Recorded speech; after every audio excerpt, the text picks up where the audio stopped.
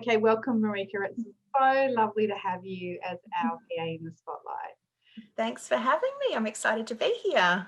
Yeah, and as we just said, it's been a while since we caught up, so it's always good to have a catch up and see how everything is going. Yeah, I think it was March. I remember distinctly it being right at the beginning of lockdown It was. 1.0, and there was a little bit of shuffling around because we were all frantically trying to pivot, as we have all known now that that's what we were doing, and come up with plan Bs. So Yeah, yeah. well, we saw you at the summit in Melbourne, right? Oh yes, that's Yep. right. I think it was that was the last day that life was sort of normal and we were all out in the wild, I'm pretty sure. It was, and we scrambled to get back to New South Wales, and it was like, oh my God, all of a sudden the world exploded. And I pretty much know. from that time on, and we had a coaching session in that period, like in March, I think, after everything kind of got back after the summit.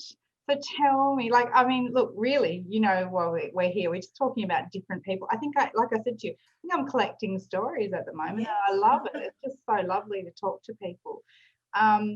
So, give us a little bit of insight about what got you started, and then Sure. how your development's been from then.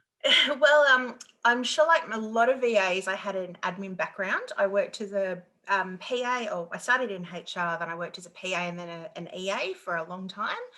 I stopped that when I had my first baby, and then had just a bit of a hiatus for a while before I picked up another just sort of admin job to kind of keep the wheels turning. We were living in rural Victoria at the time, and then when we moved back to the city, a friend of mine got in contact. We'd only been back for a couple of months, and a friend who runs a small business locally got in contact and said, oh, look, I need a bit of admin help. Do you think you could just help me out in the short term with, potentially it turning into something longer? And I went, oh yeah, I've got time. I can do that. So it's a bit of a flurry and fluster of setting up an ABN and working out a business name. And it was all a little bit not short notice, but it was done quite quickly so that I could be technically up and running.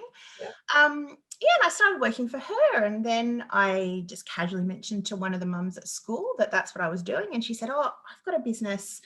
I need someone to give me a hand just with my social media, and do you think you could help with that? It's like, oh, all right. So suddenly I had sort of like a general admin kind of role, and then I also had a social media role, and then it just kind of snowballed from there. I had people that I'd worked with in the past. As I started to get a bit more active on LinkedIn and my own social media account about what I was doing, I had other people that I'd worked with previously reaching out saying, hey, I could use a little bit of help with this, or I have a friend who is starting up a business, or she, it's just gotten a little bit too big and she needs a hand with XYZ. And it's just grown from there. So it's been mainly word of mouth. And I have a very, very diverse portfolio of clients on my books at the moment, which I find really wonderful. But it's very fulfilling, and it keeps me very interested because it's something different every single day. So yeah, variety is the spice of life. So you're one of those people that actually fell into VA work, right? Absolutely. This was not something that I was intending to do. It was just one of those things that it fit my skill set. And I think, like a lot of people who are doing this job, the work-life balance was a big appeal. Yeah. And even the fact that right from word go, I could make this work around our family life, around my life. And it's one of those things that if I had probably known about it, I would have engineered it, but I didn't really know about it until I was doing it. So, and so when did you find out? Because I've spoken to quite a few people, and look, not everyone's like you, of course. There's people who decide to get set up as a VA, right? And primarily that's what we'll see. But often people will get started like you have, and then they go, oh my God, there's this industry that I didn't even know existed. yep. And it's like walking around with a blue finger, for example, and you think you're the only one with a blue finger, and then suddenly you walk into a room full of people with blue fingers and you go, oh my gosh, there's like 100 of you. This is amazing. So that was really amazing to find. I think the network, I stumbled across the Facebook page to start with, and that was just, again, a revelation. It was amazing to find that there were other people out there that were doing what I was doing, and they could answer my questions. And then there came a point where I could start helping to answer their questions. And it was wonderful in a job that can be on paper quite isolating, the fact that there can be a community still that you can draw from and contribute to. So that's really wonderful to find. So how far into your VA journey did you find the community, do you think? Oh, I think it must have been 3 or 4 months in. Oh, I okay. think. Oh, that's good. Yeah. Yeah, so fairly early in the piece in the grand scheme of things.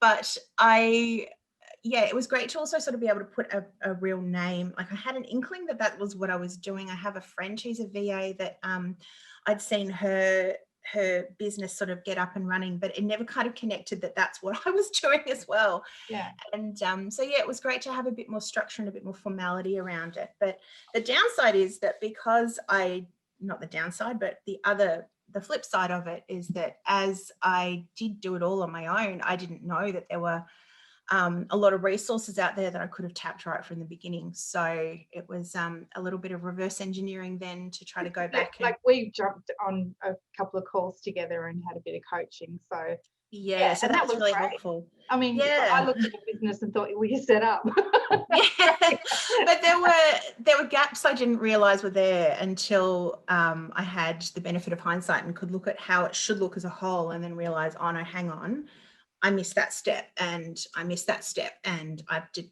that one that way, but there's another way I could have done it. So I mean, every business is a work in progress. Anyway, it always keeps evolving, so we can only learn and do going forward. Yeah, it's really great to be in business and be able to, I guess, be very resilient, but also move and adapt as curveballs get thrown at you. Well, speaking of curveballs, the last, how many months has it been that you've been in lockdown, really? Oh, so it was 100 days of the second lot of stage 4 on Friday or Saturday, I think. Yeah.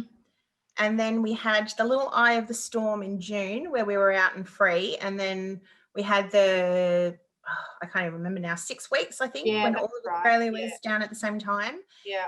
So it's been most of this year, really, for Victorians. We desperately need the hairdressers to reopen. Desperately. Oh my goodness. Yeah. So it certainly has been an interesting process and really tricky at times to kind of to make the business work whilst also juggle the homeschooling responsibilities. I've got a prep and a year 2, neither of whom, they're just a little bit too young to be really self-sufficient when it came to the homeschooling side of things. So trying to get that ticked off as our number one priority, and then still trying to make sure that the work was balanced as well, was really tricky, and why we were all doing enormous happy dances at the school gate last Monday after they all went in. So, I'll bet the kids were happy to go back to. Oh, they were. Yeah. They were. But it's a really long time to be at home, especially for my daughter who's in prep. Yeah. They had their 100 days of prep celebration, and we calculated that 65 of those had been via homeschooling. So it's a very uneven balance for the younger ones. But my hat goes off to you, because honestly, I don't know how you did it. So tell me, what did you do? Like, what happened? Like, how were you able to make sure you kept your work? So first up, let's stop before we talk about that. What happened to your clients? Did you find your clients picked up, slowed down? What happened? Sure. So it was one of those situations where when we'd spoken just at the beginning of lockdown, I'd been considering whether I should specialize, whether I should pick a particular task or a particular sort of group of clients and sort of hone in to figure out if that was the best way to go. Then when COVID hit, I realized that having a balanced or a diverse portfolio was literally the best position I could have been in. I had eggs in many different baskets. So if one entire section or industry dropped out, I was still able to balance it out with the others. And that's exactly what happened. So for the people that went a little bit quieter, that was okay. And the benefit of having a VA as a small business is that you can use them as much or as little as you need to. And they didn't need me for a while, so that's okay. But then on the flip side, there was a lot of extra work that picked up from the other clients that needed to either pivot their own businesses or just to to change the way they were doing things. So for me, it really balanced out. So my workload on the whole was fairly steady. It's just what I was doing changed or skewed in a different direction, especially in the beginning. And then as people got used to trading, or as our Premier keeps saying, our COVID normal, as COVID normal for us, or lockdown normal kicked in, then again, it's just about maintaining those levels and having a bit of headspace to think about how their businesses will go once things do open up again. So yeah, it's been tricky, but there's just been an awful lot of, you wake up in the morning of, well, what are we doing today, rather than being able to plan that far ahead with any of them. So yeah, a lot of our strategy meetings that we had at the beginning of the year sort of were just scrap paper by the middle of March, but that's okay. But that's the thing, you know, with the clients that dropped off, are they back now? Yeah, slowly. As things are beginning to get back to normal, and especially as we have a little bit of light at the end of the tunnel, that's really wonderful. And also, I think a lot of so again, it's balancing out. So a lot of the clients that needed extra work at the beginning of COVID have gotten into their new rhythms. And so it's about maintenance now, rather than, you know, having to throw days and days at setting up a new system, or transposing things so that it can be done online, or whatever it is. So yeah, so tell me, so then with all that stuff happening, how did you juggle family and work? Yeah, that's an interesting one. There hasn't been a lot of sleep this year. Basically, we as a family decided that our kids' well-being and mental health was number one priority through all of this. So again, having this job was wonderful, because I was able to change things around to make sure that that would happen. So basically, I worked when the kids were having screen time. So they each have a little bit of screen time in the afternoon after they had their home schooling work done, and then after bedtime. So, you know, they'd go down at 8, and that would be my cue to crack open the computer. So a lot of my clients got emails at 1 or 2 in the morning. Here's your report. Here's your marketing strategy. Here's your blah, blah, blah. So look, it was tough, but you get used to it. I think that a lot of the ladies who've had kids understand when you have a newborn, you know, getting 4 or 5 hours of sleep a night just becomes normal. And you can function perfectly well, maybe not perfectly well, but you can function quite well once you get used to it. And, you know, and then just as well, setting aside a day on the weekend when my husband wasn't working. He's got a much more FaceTime kind of intensive job than I do. So he didn't have a lot of flexibility for the remote learning side of things. But then, you know, one day on a weekend, he'd take the kids, I could sit down and smash through whatever I needed to. And then we still had plenty of family time around there.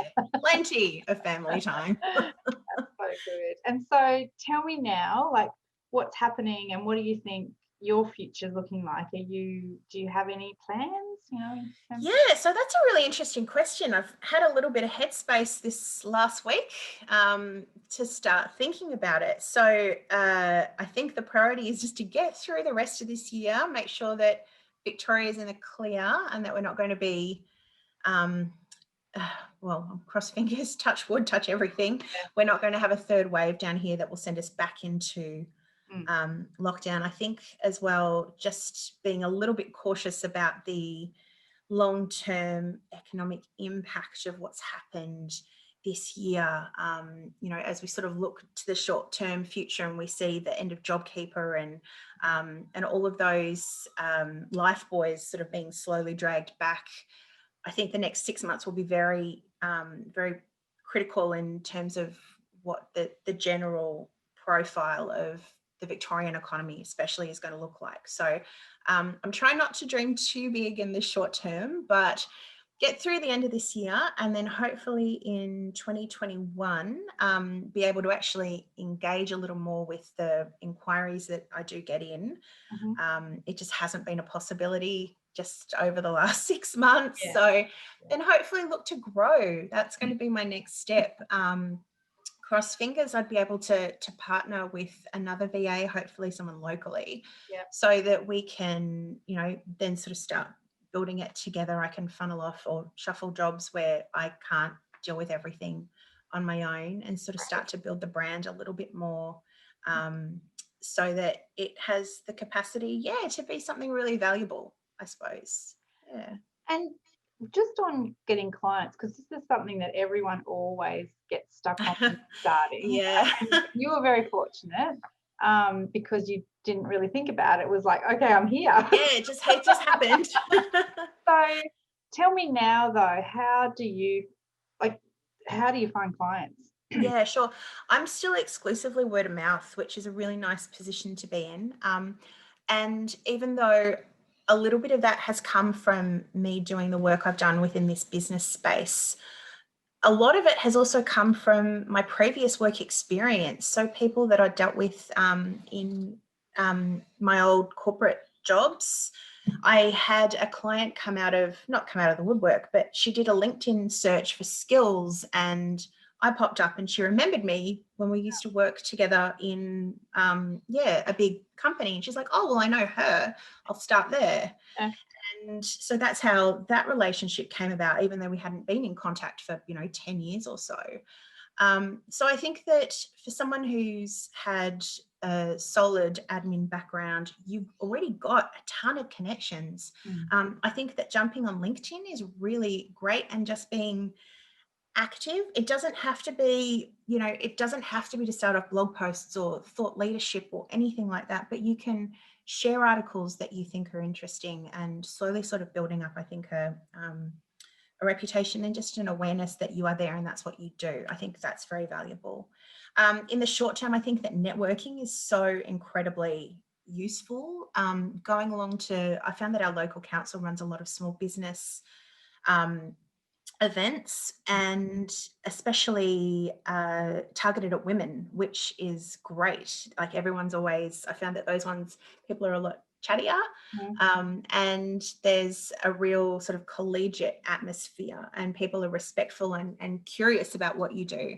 And once they find out what it is, I've had a couple of leads that have come from those kinds of events where it's like, oh, well, actually, I could use. And it's a foot in the door. It might be a small job to start with. It might be just typing a list that someone hasn't had time to do, but then you're front of mind and it goes on from there. So I think networking is really important. And I think that just slowly building a reputation and making sure that people are aware of what you are and who you do, that's what I found has been most valuable. So that's and that's in line with what we say as well. And it's interesting because even that networking that you've done, it came back to people knowing you, obviously getting to know you, and then them reaching out to you. So it does that whole word of mouth.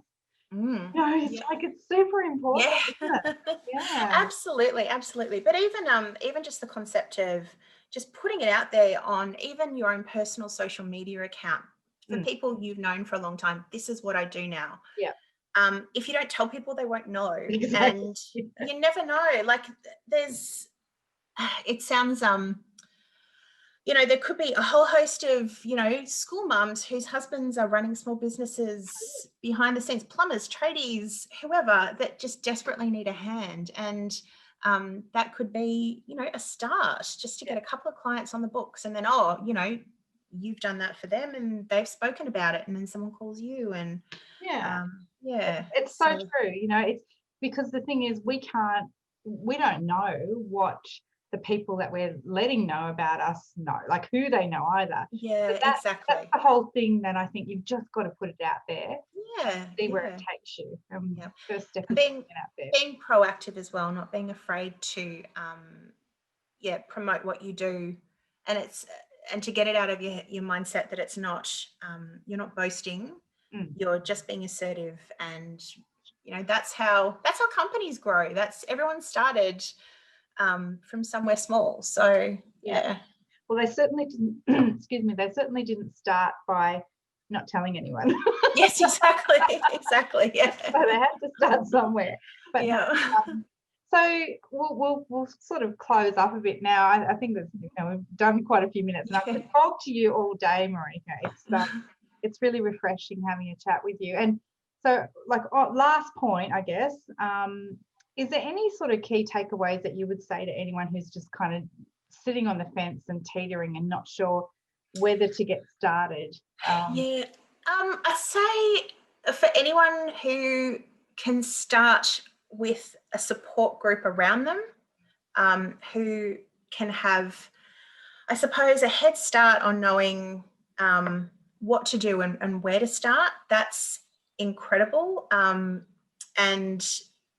it, there's, you just need to start. You just need to take that first step. And once you take that first step, it will snowball, it will gather momentum. And, if you think 3 months ahead, would you look back on where you are today and say, I wish I'd started then? So I'd say just go for it. Just take a risk and jump in. You never know where it's going to take you. And but it actually is low risk anyway to get started. Well, yeah, very much so. We're very lucky in our industry. Have computer, we'll travel. Yeah, exactly. Well, not in Victoria, but still. Yeah, travel later. All right. Well, look, it's been an absolute pleasure talking to you today, Marika. You too, Ingrid. Thank you for having me. As we say, with everybody, we pop your details on the front slide. So if you want to jump on Marika's website, please go and drive her SEO up, and also get in touch with her if you want to. I'm sure she'd be happy to chat. But yeah, thanks again, Marika. Really lovely to speak to you. No worries. You too, Ingrid. Yeah, absolutely. And hey, congratulations on your new book coming out too. I saw that the other day. Very exciting. I am very excited. Cool. You can add to our library. We can add you to our library. Okay. All right, thanks, Marika. Bye. See you later.